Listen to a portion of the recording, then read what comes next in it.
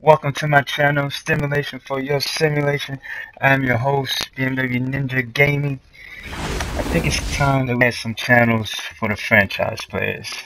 I love franchise modes in different sport games. Making this video, I'm making this for the NBA 2K16 game that's upcoming for this year. I think it's time we grab their attention so they fix or add some stuff to the game. I feel like they've forgotten about the Dynasty mode. The multiplayer mode is cool, but I'm not into the multiplayer mode. All that multiplayer stuff, that's fun and dandy. But they forgot about the Dynasty mode. It's time to bring them back to it. So right now, this is a Dynasty game right here. I'm in the season. I got two teams. I play with Magic, and I play with the Timberwolves. I personally like to build teams up. I don't like playing with good teams. I like to build them up and make them into a dynasty because that's what I feel like the dynasties are all about. So, with no further ado, let's just run down this list that I think they need to improve for the dynasty. I feel like there's a lot of dead space during the game, timeouts and halftime. You see the four timeouts.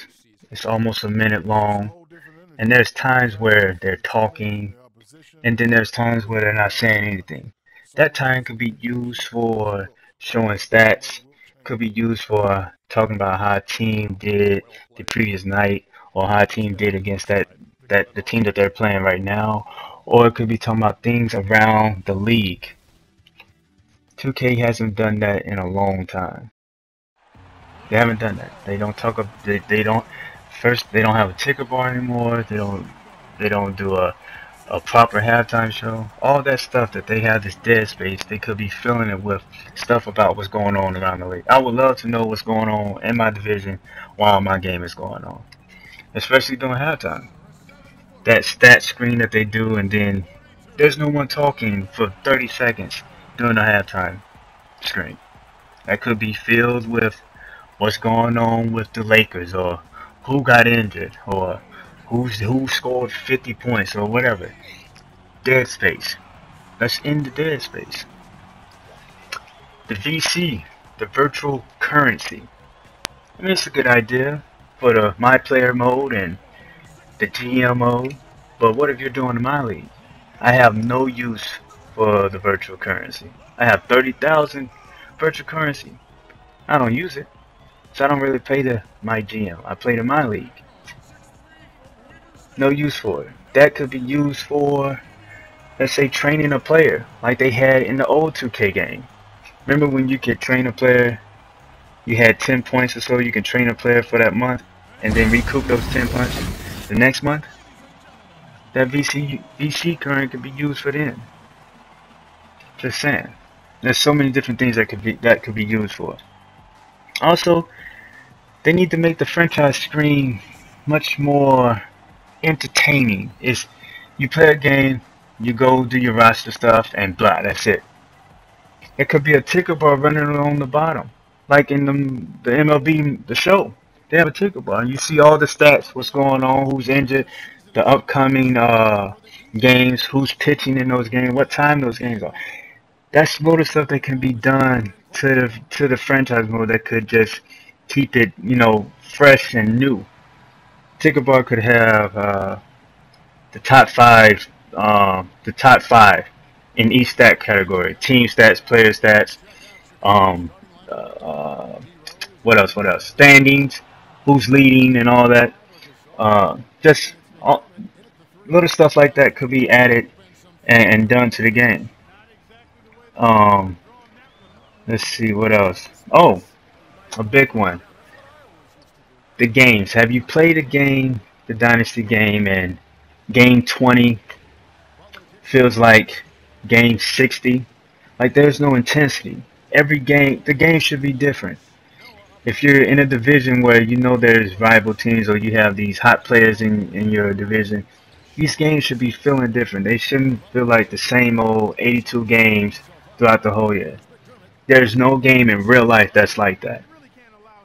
These people need to, the development crew needs to go to a game and actually sit through games in November and then in February and then in March.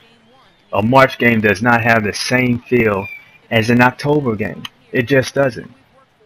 A game in June does not have the same feel as a game in January. It just doesn't. That's not real. That's not simulation basketball. Like I said, I am stimulation for your simulation. I am for the franchise players. We as a group of people need to tell these people to, hey, look at us. We buy these games too. We want our modes to be fun too. What else? Also, they should make stuff progressive. The commentary should be progressive. Right now, they're probably talking about the same thing that they've been talking about in October or November. It's playoff time. And they're not saying very much. I feel like the commentary should go through the season. They shouldn't have stories attached to the commentary. It should be numbers. Not players' names, but numbers. Like stat numbers. Like if someone's averaging 28 points a game throughout the season, they should be talking about that person and what they're doing from game to game or something like that. The whole point is it should be progressive. It shouldn't be the same stale commentary from October to December to February to April. I mean, every now and then you get the overlay, and they talk about the overlay of stats about who's been the hottest for the past 30 or 10 days or whatever, and you get that, and then that's it. But there's no real conversation or talk about MVP races, seeding, what's going on around the league while your game is going on. Let's say you got two teams on the court. Let's say these two teams, they're battling for fourth and fifth seed, and they was playing a week ago. Pretty sure the commentary had no mention about anything for seeding during that game. And that's what I'm saying. There should be some progressive commentary throughout the whole season, leading up to the end of the season, heading into the playoffs. MVP, the MVP race, the scoring title race, the race for the #1 seed, six-man award. These things should be talked about throughout the courses of the games, especially when you get into March and April, towards the end of February. All these things should be talked about because just like in real life, these things are talked about. They've been copying and pasting commentary for forever. This year I was very sad or mad the fact that Steve Kerr was in the commentary booth because he supposedly signed a 2-year contract with 2K to have him in the commentary thing for the game. So he's commentary and he's on the bench coaching. They should have scrapped it. They could have did something else, deleted him or something. I don't know. Something should have been done. They could have patched it out. There's tons of patches. They could have patched it out or something. I don't know. Something should have been and could have been done. Those are just a couple of things like that. I feel like they've forgotten about the dynasty mode, and there's tons of things that could be changed and added to. Remember back the Madden game on Super Nintendo? That game would take you from your game to another game and let you know what was going on in that game. Like you could actually watch 10 or 15 seconds of a team trying to get down the field and score a touchdown. That was on Super Nintendo. Pretty sure a bunch of you guys weren't even around when Super Nintendo were out. But that was on Super Nintendo. Taking you from game to game. It was like digital blobs on the screen. No detail whatsoever. All you knew it was colors and pigments moving around. But they was able to do that on Super Nintendo. This is the new gen. Why can't we have that on the new gen? It's 2015. I should be able to go through halftime and they basically interrupted me and talking about and taking me to a clip from another game. That would be awesome if they did that, but they don't. I feel like they're getting lazy. You know who does a good job? FIFA. FIFA, during the course of your game, someone will interrupt the broadcasters. Will not interrupt them, but will give them an update of what's going on. And if I score during the the update of another game, they'll cut that man off and will rant on about the goal that was just scored. And then 15 seconds later, go back to what the other guy was talking about. That's awesome. I'm not a fan of EA, but sometimes when they do stuff right, they do stuff right. My little saying for EA is, if it's in the game, it's probably not in the game, because they usually mess up sport games horribly, and it's sad.